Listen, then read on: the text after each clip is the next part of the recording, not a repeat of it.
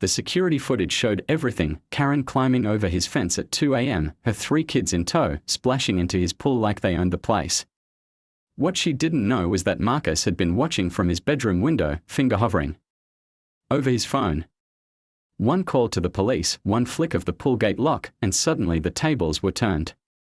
Karen, the neighborhood terror who'd made his life hell for 2 years, was about to discover that some people don't just roll over and take it.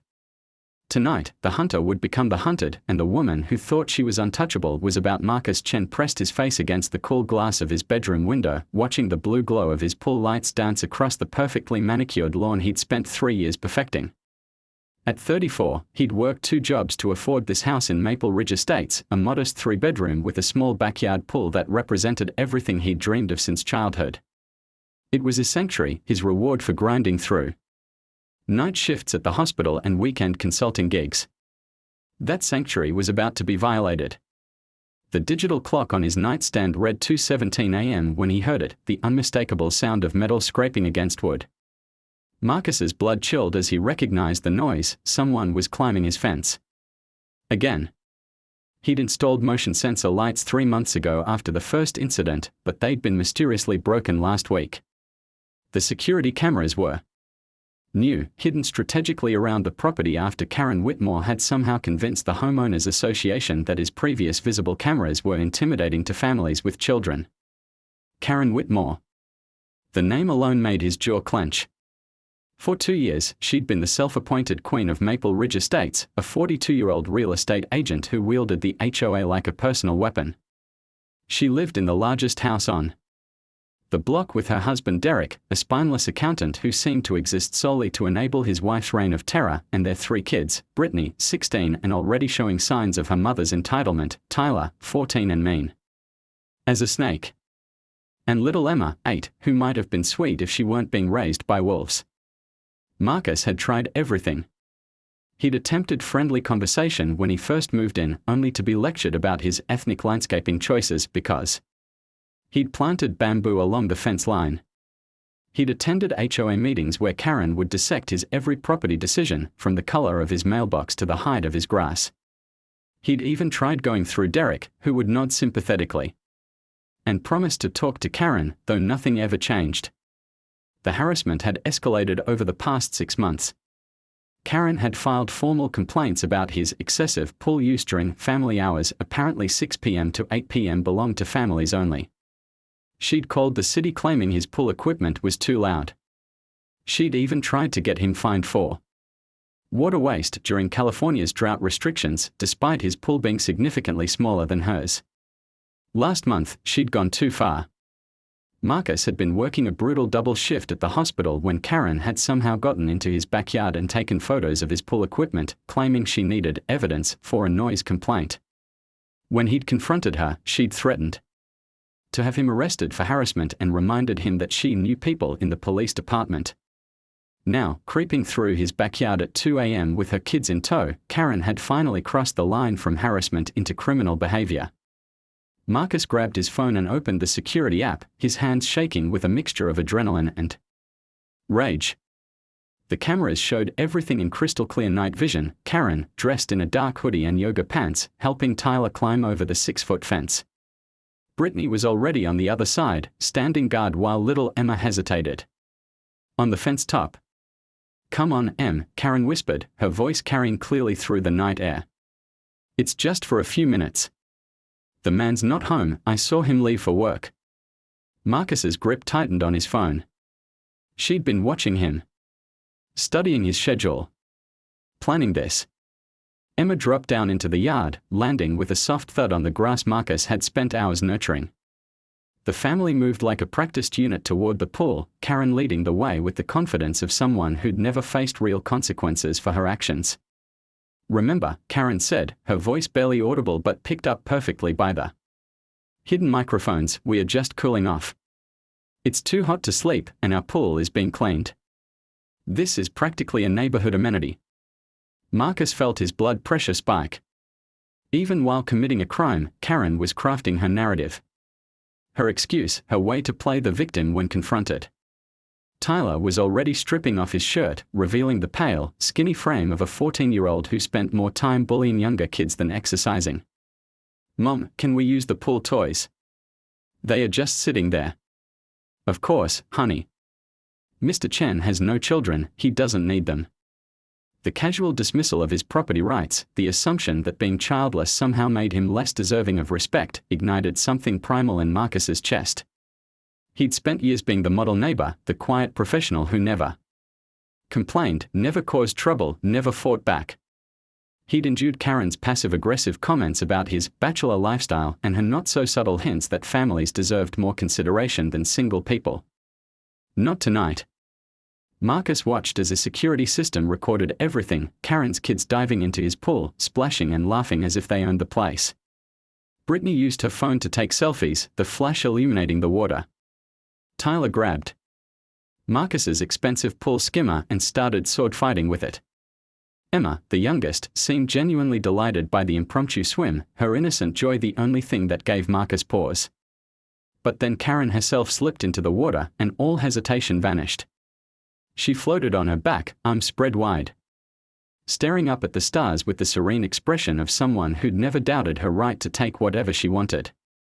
In that moment, Marcus saw 2 years of accumulated humiliation and harassment crystallized into a single, perfect act of violation. He opened his contacts and scrolled to the number he'd hoped never to use, Detective Sarah Rivera, a family friend who'd given him her card after a previous incident with Karen. Sarah had worked neighborhood patrol for 15 years before making detective, and she'd seen enough HOA wars to know when someone was being systematically targeted. The phone rang twice before Sarah's gravelly voice answered. "Rivera." "Sarah, it's Marcus Chen. I need help. Karen Whitmore is in my backyard with her kids, they broke into my pool." "Jesus, Marcus. Are you sure?" "I'm watching them right now. On security cameras. They climbed my fence. I have it all recorded." Sarah's tone sharpened. "Are you safe? Are they armed?" "It's just Karen and her 3 kids. They are swimming in my pool like they own it. I'll be there in 10 minutes. Do not confront them. Stay inside and keep recording." Marcus hung up and continued watching the surreal scene unfold. Karen had found his pool noodles and was handing them out to her kids like party favors. Tyler was doing cannonballs that sent water splashing onto Marcus's carefully maintained flower beds. Brittany was live streaming the whole thing on social media, probably portraying it as some kind of neighborhood adventure. But it was Karen's behavior that truly enraged him. She wasn't just trespassing, she was luxuriating in it. She swam lazy laps, used his pool stairs like a personal throne, and even helped herself to bottled water from the outdoor refrigerator he kept stocked for after-work swims. The arrogance was breathtaking. Even caught red-handed committing a crime, Karen carried herself with the unshakable confidence of someone who'd never faced real consequences. She'd talked her way out of every complaint, every confrontation, every attempt to hold her accountable. She'd weaponized her children, her social connections, and her position in the HOA to create a bubble of impunity around herself. Marcus looked at his phone again. The security footage was automatically backing up to the cloud, creating an unalterable record of Karen's crime. But as he watched her treading water in his pool, he realized that simply calling the police might not be enough. Karen would lawyer up, claim it was a misunderstanding, maybe even turn it around and accuse him of harassment for filming her children. No, if he was going to do this, he needed to do it right. Marcus crept downstairs and slipped out the front door, moving silently around the side of his house. His backyard was accessible through a gate that connected to the pool area, a gate that could be locked from the outside. The metal latch was cold under his fingers as he slowly, carefully slid the bolt into place. The soft click was barely audible, but it might as well have been a gunshot for what it represented. Karen Whitmore, the neighborhood tyrant who'd made his life hell for 2 years, was now trapped in his backyard with her children. He pulled out his phone and opened the security app, switching to live mode so he could watch from the front yard. The police would arrive soon, and when they did, they'd find Karen exactly where she belonged, caught in the act, with nowhere to run and no way to spin her way out of the consequences. For the first time in 2 years, Marcus Chen smiled. Karen was still floating peacefully in his pool, completely unaware that her Detective Sarah Rivera's patrol car pulled up to Marcus's house at 2:34 a.m., its headlights cutting through the suburban darkness like searchlights. She'd driven without sirens, knowing that domestic disturbances often escalated when suspects felt cornered. Behind her, Officer Mike Torres followed in a second unit, a young cop with 3 years on the force who'd learned to trust Rivera's instincts. Marcus met them at the front door, his phone in hand and his expression grim. "They are still back there," he whispered, gesturing toward the backyard. "I locked the gate about 10 minutes ago." "They have no idea." Sarah studied his face in the porch light. She'd known Marcus for 5 years, had watched him work double shifts at the hospital while putting himself through night school, had seen him buy this house and pour every spare dollar into making it perfect. He wasn't the type to exaggerate or seek revenge, which made Karen's behavior all the more concerning. "Show me the footage," she said. Marcus pulled up the security app on his phone, scrolling back to the beginning of the incident. Sarah and Torres watched in silence as Karen helped her children climb the fence, their faces clearly visible in the high-definition night vision. The timestamp showed 2:17 a.m., and the audio captured every word of Karen's instructions to her kids. "Jesus," Torres muttered.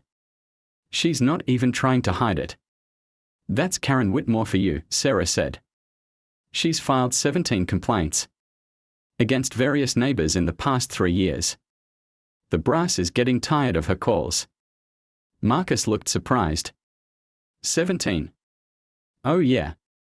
She's gone after the Martinez family for their excessive Christmas decorations, tried to get the Johnsons fined for parking their RV in their own driveway, even called in a noise complaint about Mrs. Peterson's wind chimes." Sarah shook her head. "The woman's a menace, but she's smart about it. Always just barely within legal bounds, always has an excuse."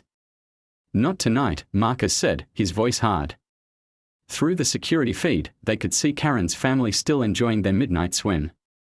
Tyler was doing handstands underwater while Brittany filmed him. Emma was trying to retrieve a pool toy that had drifted to the deep end. Karen herself was sitting on the pool edge, her feet dangling in the water, looking completely relaxed. "All right," Sarah said, switching off her body camera. "Here's what we are going to do.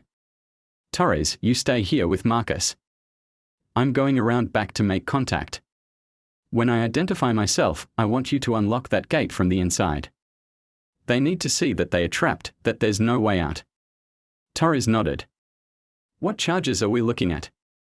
"Trespassing, breaking and entering, possibly burglary if she used any of his pool equipment. With the kids involved, we might have child endangerment too." Sarah's expression was grim. "Karen's about to learn that being a neighborhood bully doesn't grant you immunity from the law." Marcus led them through his house to the back door, where they could hear the distant sounds of splashing and laughter. The normal sounds of children playing, except these children had no right to be there, and their mother had crossed a line that couldn't be uncrossed. Sarah positioned herself at the back door, hand on her service weapon, not because she expected violence, but because cornered people often did unpredictable things.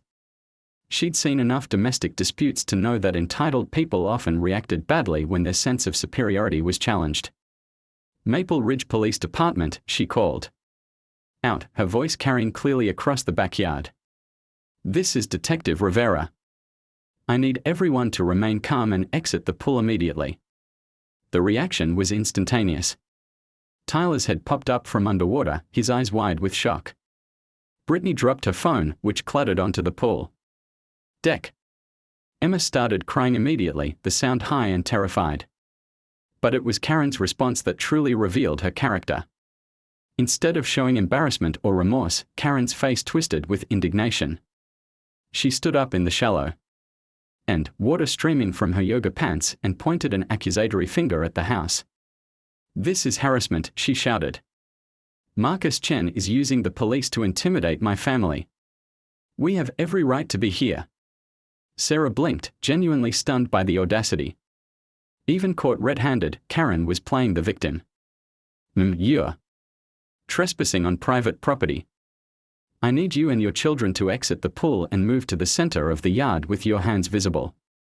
I will not. Karen's voice rose to a shriek. This is a neighborhood pool. It's practically a public amenity. My husband is on the HOA board, and we have every right to use underutilized community resources. Torres, listening from inside the house, looked at Marcus with disbelief. Is she serious right now? Marcus's jaw was clenched so tight it hurt. She's always serious. In her mind, she's never wrong. Meanwhile, Karen was working herself into a full rage. Tyler, Brittany, Emma, stay in the pool. Don't let them intimidate you. Mr. Chen is trying to turn the police against families with children. But her children weren't buying it. Tyler was already climbing out of the pool, his face pale with fear. Brittany was gathering their clothes with shaking hands. Even 8-year-old Emma seemed to understand that something was very wrong. Mom. Tyler said, his voice cracking, maybe we should just go. Absolutely not. Karen spun on her son with fury. We are not letting this lonely, bitter man push us around. He's probably been watching us from his window like some kind of pervert. Sarah's hand tightened on her weapon. The situation was escalating fast, and Karen's increasingly erratic behavior was putting everyone at risk. Mrs. Whitmore, I'm going to ask you one more time to comply with my instructions. Exit the pool, gather your children, and move to the center of the yard. I know my rights. Karen shouted back. You can't just arrest people for swimming. This is America. It was then that Karen tried to leave and discovered Marcus's trap. She marched toward the gate with the confidence of someone who'd never faced real consequences, her wet feet slapping against the concrete. She grabbed the handle and pulled.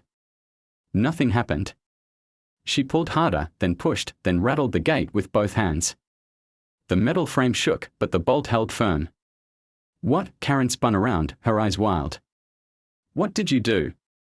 Tyler, help me with this gate. Tyler reluctantly joined his mother, both of them pulling frantically at the gate. But Marcus had installed heavy-duty hardware after the first break-in attempt, and the lock was solid. We are trapped, Brittany whispered, her voice small and scared. That's when it hit Karen. She wasn't just caught, she was caged. The woman who'd spent years trapping others in webs of HOA complaints and social manipulation had walked directly into a trap of her own making. You can't do this, she screamed at the house. This is false imprisonment. I'll have your badge for this. Sarah stepped into view, her expression calm but implacable. You broke into private property with your children. The homeowner has every right to secure his property while law enforcement responds. I want a lawyer. I want my husband. I want what you want, Sarah interrupted, is to face reality. You're under arrest for criminal trespassing, breaking and entering, and child endangerment. You brought your minor children to commit a crime at 2 a.m. Karen's face went white. Child endangerment. They were just swimming in a stranger's pool without permission after climbing a fence in the middle of the night. Sarah's voice was steady and professional. Yeah, that's textbook child endangerment. Marcus appeared in the doorway, his expression carefully neutral. I'm unlocking the gate now, he said, reaching for the bolt. The click of the lock disengaging seemed to echo in the sudden silence. Karen stood frozen, water dripping from her clothes, finally understanding that her 2-year reign of terror had come to an end. Mom, Emma whispered, tugging at her mother's wet hoodie. I want to go home. Karen looked down at her youngest daughter, really looked at her, and for the first time seemed to grasp the full scope of what she'd done. She'd brought her children into a criminal act, used them as props in her campaign of harassment, and now they were all paying the price. Turn around and place your hands behind your back, Sarah said, pulling out handcuffs. Wait, Karen said, her voice suddenly small. Please. My children, your children are going to watch their mother get arrested for a crime she committed, Sarah replied. Actions have consequences, Mrs. Whitmore. You've been hiding behind your kids and your HOA position for years, but the law doesn't care about your social status. As the handcuffs clicked around Karen's wrists, she looked up at Marcus with pure hatred in her eyes. This isn't over, she hissed. You have no idea what you've started. Marcus stepped forward, his voice quiet but firm. It's already over, Karen. It ended the moment you decided my property was yours to take. The woman who'd terrorized an entire neighborhood for 2 years was led away in handcuffs, her children trailing behind with tears in their eyes. As the police car disappeared into the night, Marcus stood in his backyard, finally alone with his pool. For the first time in 2 years, the water was perfectly still. The Maple Ridge Police Station at 3:47 a.m. was a fluorescent-lit purgatory of beige walls and cold metal chairs. Karen Whitmore sat in interview room 2, her wet clothes clinging uncomfortably to her skin, her perfectly styled hair now stringy and chlorine-scented. The handcuffs had been removed, but red marks still circled her wrists like bracelets of shame. Detective Rivera sat across from her, a manila folder thick with paperwork spread between them. The booking process had been humiliating, fingerprints, mugshots, the works. But it was the phone call that had truly shattered Karen's world. Derek, she'd whispered into the receiver 20 minutes earlier. I need you to come get me. I'm at the police station. The silence on the other end had lasted so long she'd thought the line was dead. Then Derek's voice, flat and tired, what did you do, Karen? It's not what I did, it's what Marcus Chen did to me. He trapped me in his backyard with the kids. He's been planning this, Derek. He's been watching us, waiting for an excuse to, Karen. Derek's voice cut through her, rambling like a blade. Just tell me what happened. So she'd told him, expecting support, expecting outrage on her behalf. Instead, she'd gotten another long silence, followed by words that chilled her to the bone. I'm calling a lawyer. Don't say anything else until he gets there. No, I'll be right there. No, this is outrageous. Just cold, practical damage control from a man who'd finally reached his breaking point. Now, sitting across from Detective Rivera, Karen was beginning to understand that her carefully constructed world was crumbling faster than she could hold it together. Let's start from the beginning, Rivera said, her voice professionally neutral. What were you doing in Mr. Chen's backyard at 2:17 a.m.? Karen's lawyer, a sharp-dressed man named Robert Sterling whom Derek had apparently kept on retainer, placed a restraining hand on her arm. My client won't be answering questions at this time. That's her right, Rivera nodded. But I want her to understand the charges she's facing. Criminal trespassing, breaking and entering, child endangerment, and possibly burglary depending on what property damage we find. Karen couldn't stay quiet. Burglary. I didn't steal anything. You used his pool equipment. You consumed his bottled water. You damaged his landscaping when you climbed the fence. In California, unauthorized use of someone else's property can constitute burglary. Sterling leaned forward. Detective, my client is willing to discuss a plea arrangement, no. Karen's voice cracked like a whip. I'm not pleading to anything. This is harassment. Marcus Chen has been targeting my family for months. Rivera opened the folder and pulled out a stack of photographs, screenshots from Marcus's security system showing Karen climbing the fence, her children following, all of them clearly visible and identifiable. Mrs. Whitmore, you were recorded committing these crimes. There's no ambiguity here. Those cameras shouldn't be legal. He's been spying on the neighborhood. The cameras are on his property, pointing at his property. Completely legal. Rivera's tone remained maddeningly calm. What's not legal is what you did tonight. Karen felt the walls closing in. For 2 years, she'd been the one asking the questions, filing the complaints, making demands.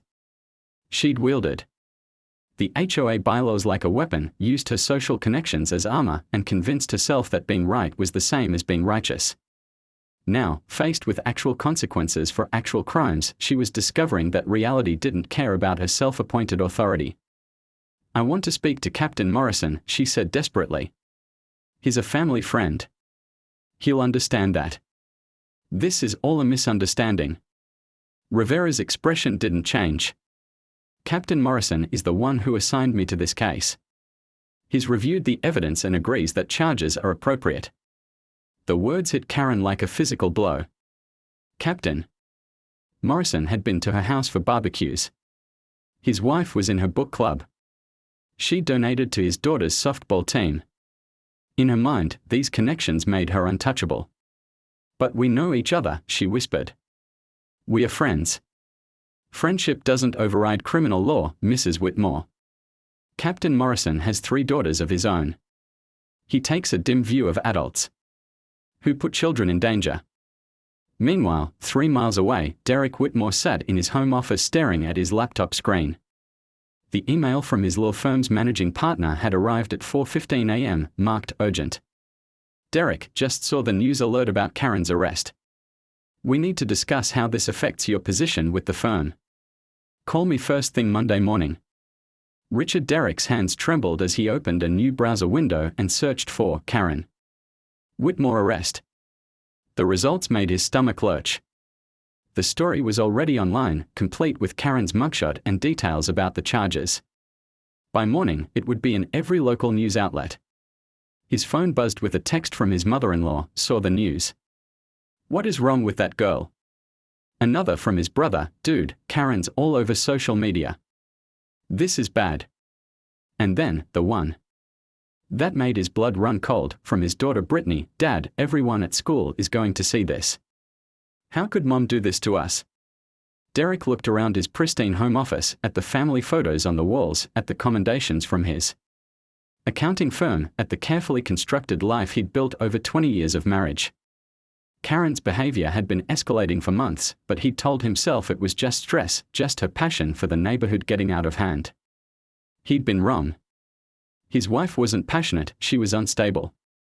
And now her instability was destroying everything they'd worked for. Back at the police station, Karen was learning that her arrest was just the beginning of her problems. Officer Torres entered the interview room carrying another folder, this one even thicker than the first. "Detective Rivera," he said, "you're going to want to see this." Rivera opened the folder and her eyebrows rose. "Mrs. Whitmore, it seems we have a bigger problem. Mr. Chen's security system has been recording for 3 months. There are multiple instances of you entering his property without permission." Karen's face went white. "That's impossible. I never." August 15th, 2:30 p.m. "You entered his backyard and photographed his pool equipment." Rivera slid a screenshot across the table. September 3rd, 11:45 a.m. "You were in his yard measuring the distance between his fence and his pool." Another photo. September 22nd, 4:15 p.m. "You were seen cutting branches from his bamboo plants."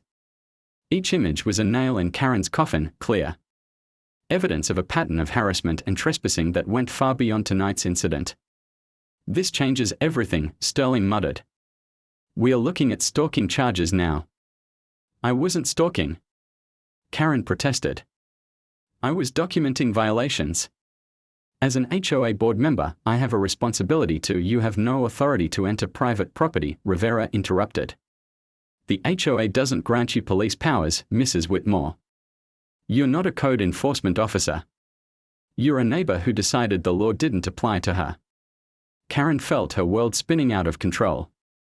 Every justification she'd used, every rationalization she'd crafted, was crumbling under the weight of actual legal scrutiny. She'd convinced herself that being right made her righteous, that her intentions justified her actions, that her position in the community granted her special privileges. She was wrong on all counts. "I want to make a statement," she said suddenly, ignoring Sterling's sharp intake of breath. "Karen, don't." "No." She turned on her lawyer with fury. "I'm not going to sit here and let them paint me as some kind of criminal. I am a respected member of this community. I have been trying to maintain property values and neighborhood standards while Marcus Chen has been." "Has been what?" Rivera asked quietly. He's been. Karen's voice trailed off as she realized she had no answer. What had Marcus done, exactly? Lived quietly in his house. Worked hard at his job. Kept to himself. He's been what, Mrs. Whitmore? He's been different, she whispered, the words sounding pathetic even to her own ears. Rivera leaned back in her chair. Different how? He doesn't participate in neighborhood events. He doesn't have children. He doesn't. Karen's voice grew smaller with each word. He doesn't need us. And there it was, the truth that Karen had been hiding from herself for 2 years. Her harassment of Marcus Chen hadn't been about property values or community standards. It had been about control, about forcing conformity, about punishing someone who had the audacity to live his life without seeking her approval. So you decided to punish him, Rivera said. You filed false complaints, invaded his privacy, and finally escalated to criminal trespassing with your children in tow. Karen's facade finally cracked completely. She buried her face in her hands and began to sob, not the manipulative tears she'd used to get her way for years, but deep, wrenching sobs of someone whose entire self-image was collapsing. I just wanted, she choked out between sobs, I just wanted him to need something from me. Everyone always needs something from me. I'm important. I matter. But he never asked for anything, never needed anything, never even noticed me unless I forced him to. Rivera felt a flicker of something that might have been pity. Karen Whitmore wasn't evil, she was pathetic. A middle-aged woman whose entire identity was built on being needed, being important, being the center of attention. When she'd encountered someone who didn't need her, she tried to create that need through conflict and harassment. Mrs. Whitmore, Rive. By 7:30 a.m., the story had exploded across every social media platform in Maple Ridge. Brittany Whitmore's live stream from the night before, the one she'd filmed while trespassing in Marcus's pool, had been screen recorded by dozens of viewers before she could delete it. Now it was everywhere: Twitter, Facebook, Instagram, TikTok, and Reddit, where it had already spawned 3 separate threads with thousands of comments. The video showed everything: Karen's family treating Marcus's pool like their personal playground, Tyler doing cannonballs, Brittany herself filming while laughing about their midnight adventure.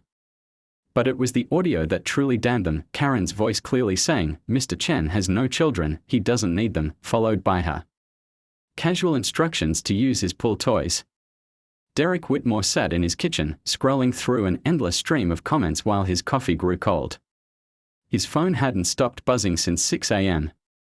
Karen Whitmore is everything wrong with suburban HOA culture. Imagine being so entitled. You think you can just break into someone's pool at 2 a.m. Those poor kids. Having a narcissist for a mother is going to mess them up for life. I live in Maple Ridge. Karen's been terrorizing this neighborhood for years. Finally got what she deserved.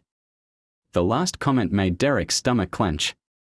He'd known Karen was having conflicts with neighbors, but he'd assumed it was just typical HOA drama. Now he was learning that half the neighborhood had been documenting her behavior for months. Someone had created a Twitter thread called The Karen Whitmore Files, featuring photos, videos, and testimonials from neighbors she'd harassed. The Martinez family had posted security footage of Karen measuring their fence line with a tape measure. The Johnsons had shared recorded voicemails of Karen threatening to have their RV towed. Mrs. Peterson had written a heartbreaking post about Karen's campaign to have her wind chimes removed, complete with screenshots of the 17 noise complaints Karen had filed. Derek's phone rang. His managing partner at the accounting firm. Derek, we need to talk. Richard, I know how this looks, do you? Because I'm looking at a video of your wife breaking into someone's pool with your children and it's been viewed 2 million times in the past 6 hours. Derek closed his eyes. She's going to get help. We are going to handle this quietly. Quietly? Richard's laugh was bitter. Derek, she's become a meme. There are already compilation videos of Karen moments using her mugshot. The firm's reputation is at stake. What are you saying? I'm saying we need to discuss your future. Here. Take the week off. Let the dust settle. We'll talk next Monday. The line went dead. Derek stared at his phone, watching his 20-year career crumble in real time. He'd built his life on being respectable, reliable, invisible. Now his wife's actions had made him the most visible person in Maple Ridge, for all the wrong reasons. Meanwhile, at Jefferson High School, Brittany Whitmore was discovering that teenage social media justice was swift and merciless.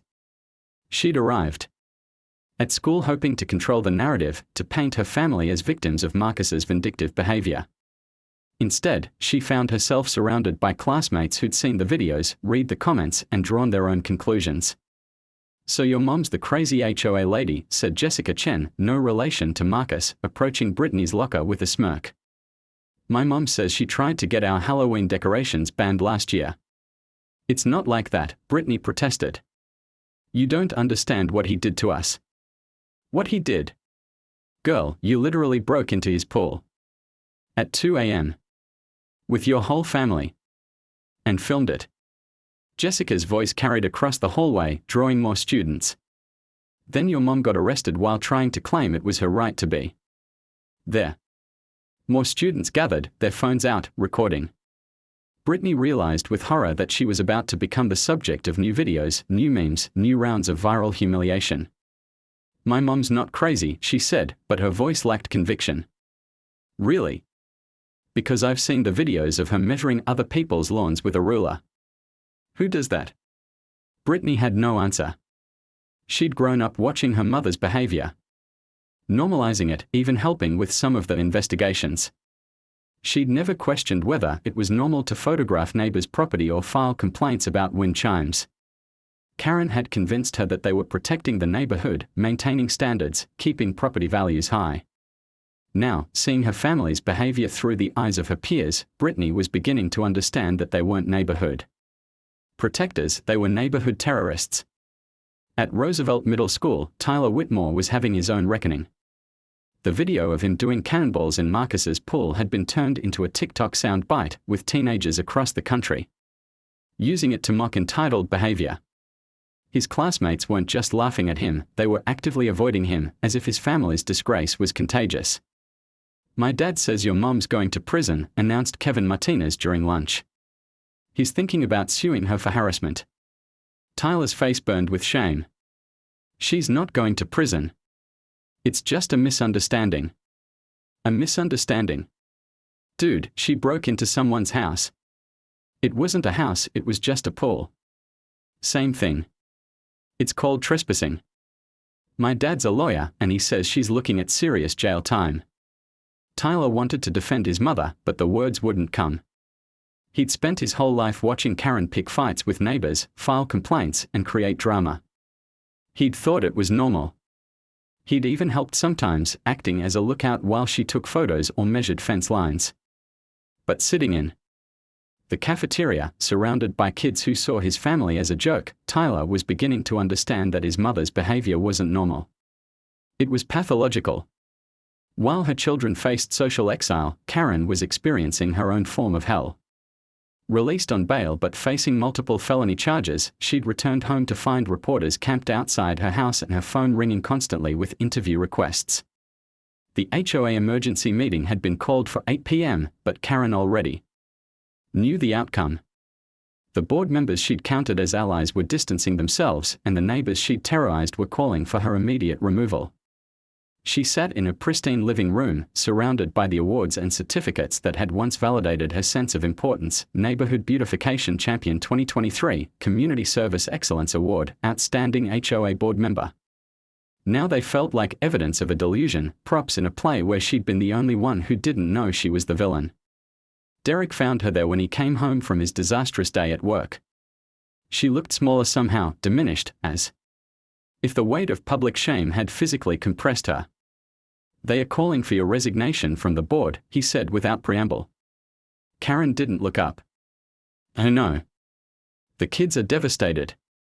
Brittany's been crying in her room all afternoon. Tyler won't talk to anyone. Oh no. My firm is reconsidering my partnership track. 20 years of work, Karen. 20 years. Finally, she looked at him. "I was trying to help.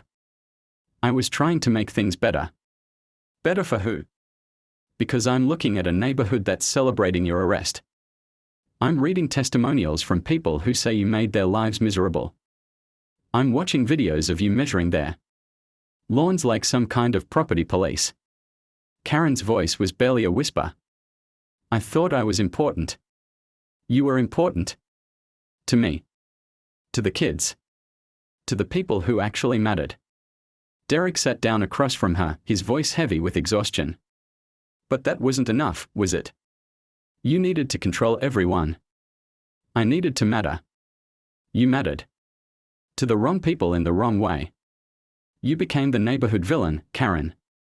The crazy HOA lady that everyone warned newcomers about. The words hit her like physical blows. She'd spent 2 years convincing herself that she was respected. That her complaints were taken seriously, that her authority was real. But she'd been living in a bubble of her own creation, mistaking fear for respect and conflict for importance. What happens now? She asked. Derek was quiet for a long moment. I've talked to a lawyer.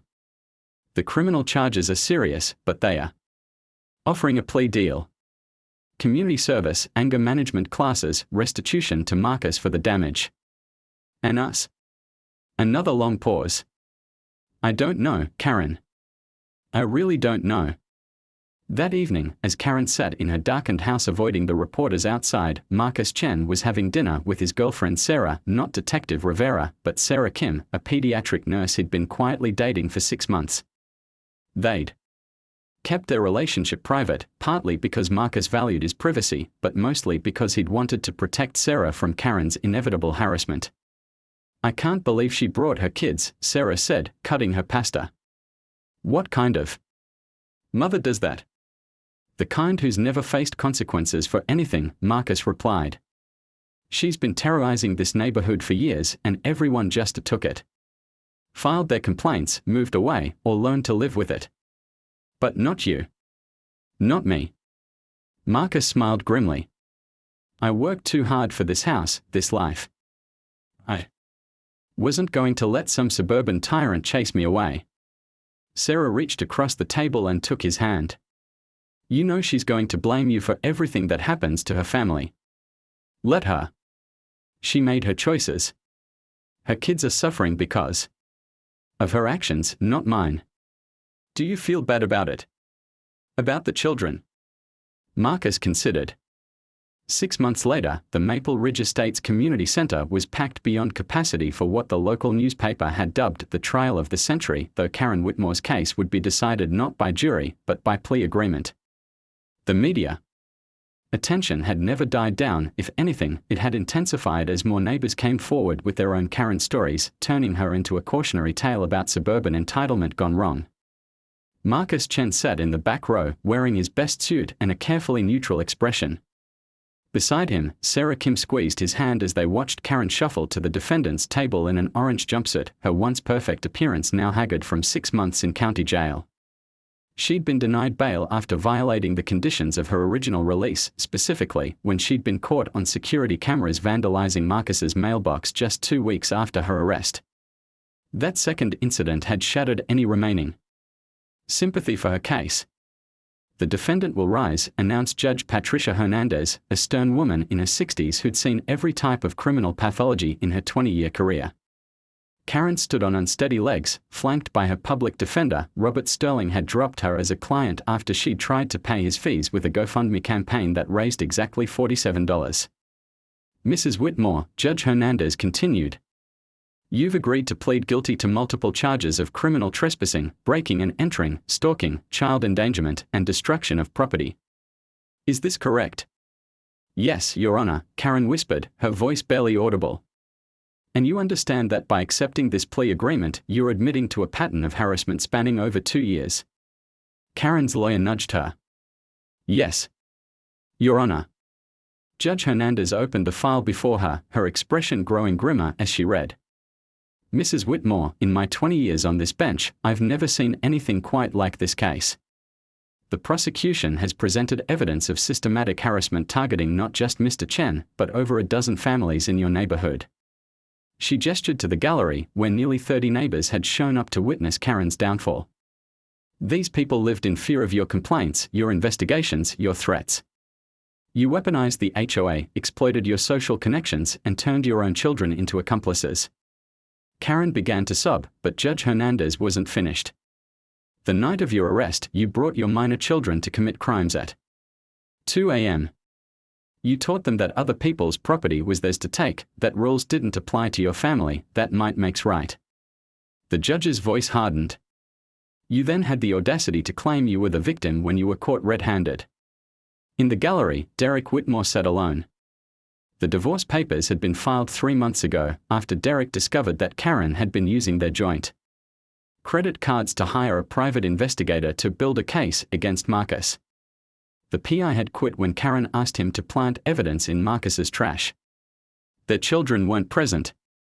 Brittany was living with Derek's sister in Portland, trying to rebuild her reputation at a new school. Tyler was in therapy, struggling with anger issues that stemmed from years of watching his mother's toxic behavior. Little Emma, the youngest, was staying with Derek's parents, protected from the media circus that had consumed their family. However, Judge Hernandez continued, "I've also read the victim impact statements, and Mr. Chen has requested leniency in sentencing." Marcus had wrestled with that decision for weeks. Part of him wanted to see Karen face the maximum penalty for the hell she'd put him through. But another part, the part that had watched her children's lives implode, recognized that more jail time wouldn't heal the damage she'd already caused. "Mrs. Whitmore," the judge said, "you will serve 18 months in county jail, followed by 3 years of supervised probation. You will complete 500 hours of community service, specifically working with a homeless shelter, perhaps helping people who actually have no homes will give you perspective on property rights." Karen's sobs grew louder. "You will attend anger management and psychological counseling for the duration of your probation. You are permanently banned from serving on any HOA board or community organization. You will pay full restitution to Mr. Chen and to every neighbor you harassed, totaling $47,000 in damages, legal fees, and compensation for property violations." The judge paused, letting the weight of the sentence sink in. "Most importantly, Mrs. Whitmore, you are hereby subject to a permanent restraining order. You may not contact Mr. Chen directly or indirectly. You may not enter his property or even drive past his house. If you so much as send him a Christmas card, you will serve the maximum sentence for stalking." She banged her gavel. Court dismissed. As Karen was led away in shackles, the gallery erupted in applause. Neighbors who'd suffered under her reign for years finally felt vindicated. The woman who'd made their lives miserable was facing real consequences at last. Marcus remained seated as the crowd filed out, feeling a complex mix of emotions. Justice had been served, but at what cost? Karen's children were traumatized. Her husband's career was destroyed. An entire family had been shattered because one woman couldn't accept that not everyone needed her approval. "You okay?" Sarah asked softly. "I think so," Marcus replied. "It's just as she threw away everything for what? To prove she could control me." Detective Rivera approached them, having watched the proceedings from the side of the courtroom. "How are you holding up?" "Better than expected," Marcus said. "Any word on the civil suits?" "The HOA settled with all the affected families last month. Turns out their insurance company decided that defending Karen wasn't worth the bad publicity." Rivera's smile was grim. "She cost them over $200,000 in settlements. And Derek? He's cooperating fully with the divorce proceedings. Turns out he'd been documenting her behavior for years, hoping she'd get help. He's got custody of the kids and the house. Karen will have supervised visitation once she's released." As they walked to the parking lot, Marcus reflected on the strange journey that had led to this moment. 2 years ago, he'd been a quiet man who just wanted to swim in his pool and tend his garden. Karen's harassment had forced him to become something else, not aggressive, but unyielding. Not vindictive, but strategic. He'd learned that sometimes the only way to deal with a bully was to let them hang themselves with their own rope. 1 year later, the Maple Ridge Neighborhood Festival was in full swing, the community center bustling with families enjoying food trucks, live music, and children's activities. Marcus Chen stood behind the face-painting booth, carefully transforming a 5-year-old into a butterfly while Sarah managed the ticket sales. "Mr. Marcus." Emma Whitmore's voice called out, and Marcus looked up to see the now 9-year-old approaching with Derek and a woman he didn't recognize. "Emma," Marcus said warmly. "How are you doing?" "Good. This is my dad's girlfriend, Rachel. She's really nice." Emma beamed at the woman, who smiled back with genuine affection. Derek stepped forward, his expression nervous but determined. "Marcus, I know this is awkward, but I wanted to thank you." "Thank me?" For requesting leniency at Karen's sentencing. For not pursuing maximum damages in the civil suit. 4. Derek struggled with the words. For giving my family a chance to rebuild. Marcus finished the butterfly wings and handed the girl a mirror. How's Karen doing? She's working on herself. The therapy is helping, I think. She writes letters to the kids sometimes, but she respects the restraining order. She knows she can't come back here. And the kids? Brittany's thriving in Portland. Tyler's doing better. Anger management really helped him understand that. His mom's behavior wasn't normal. And Emma? Derek looked down at his youngest daughter, who was admiring her butterfly face paint. Emma's just happy to be a kid again. Sarah handed Emma a balloon animal, and the girl skipped away with Rachel to explore the festival. Derek lingered for a moment. I know you probably don't want to hear this, but Karen asked me to tell you something. Marcus waited. She said to tell you that you were right. That she needed someone to tell her no, and you were the only one brave enough to do it. Marcus considered this. I wasn't trying to be brave. I was just trying to live my life. That's what made it brave, Derek replied. Everyone else either moved away or learned to live with her behavior. You're the only one who stood your ground. As Derek and his family disappeared into the crowd, Marcus reflected on how much had changed. The neighborhood was different now, more collaborative, less fearful. Without Karen's toxic influence, people actually talked to each other, helped each other, enjoyed each other's company. The new HOA board, elected after the old one was dissolved in scandal, focused on genuine community building rather than nitpicking enforcement. Property values had actually increased once word spread that the crazy HOA lady was gone. Penny for your thoughts, Sarah said, sliding an arm around his waist. Just thinking about justice, Marcus replied. How sometimes it takes longer than you want, but it always comes. Do you think she'll actually change? Marcus watched a group of children playing in the community center's courtyard, their laughter echoing across the festival. I hope so. For her kids' sake if nothing else. But that's not my responsibility anymore. No, Sarah agreed. Your responsibility is to live your life, tend your gar.